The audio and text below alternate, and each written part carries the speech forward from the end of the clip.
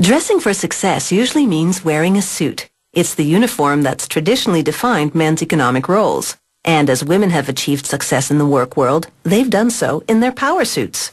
The basics of the suit have been unaltered for over a century. A jacket and trousers or skirt. It's a look that's never out of style.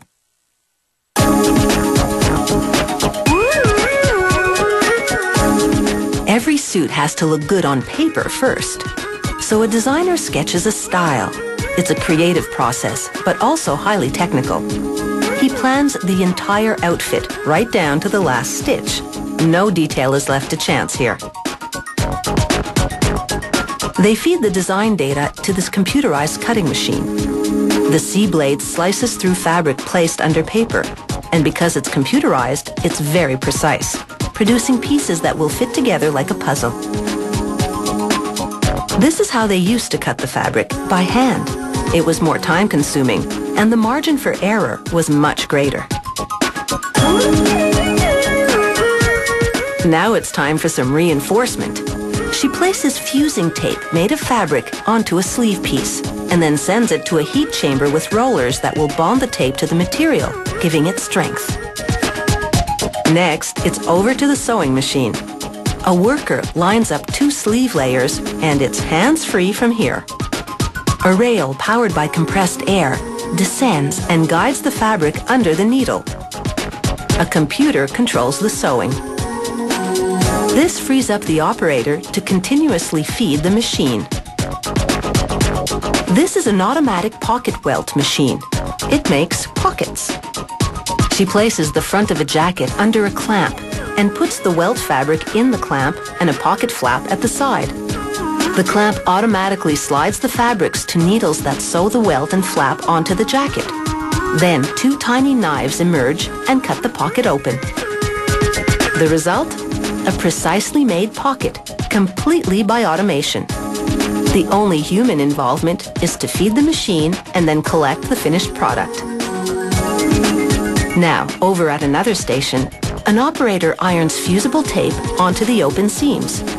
This stabilizes them and gives them a crisp finish. A worker places the front of the jacket on a headless mannequin called a buck. A hot metal press moves in, and the pressing reshapes the jacket to the contours of the buck. Now, she puts a sleeveless jacket on another buck and tucks a shoulder pad underneath.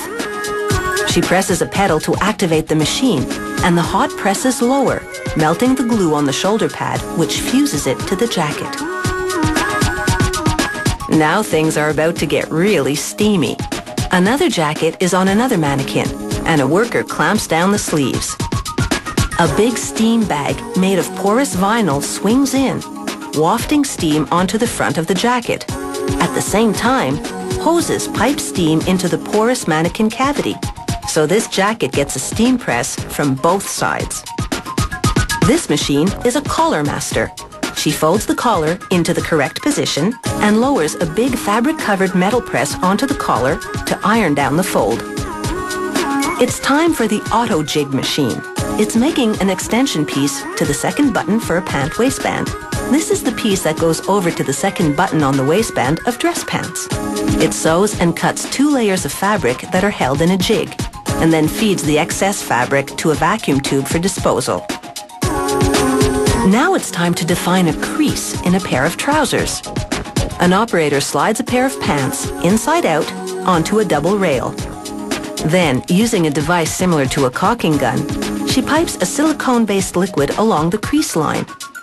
The liquid is a perma-crease mixture, which will give the crease some staying power. There's also a nib on the end of this gun, which sharpens the crease.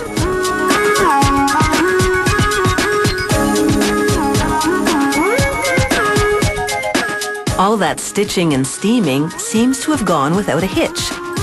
But the designer still needs to inspect the work to see if it measures up to his original concept. If adjustments have to be made, he marks the spots. After all, if the suit looks good, he'll look good. And you've got to look good to feel good.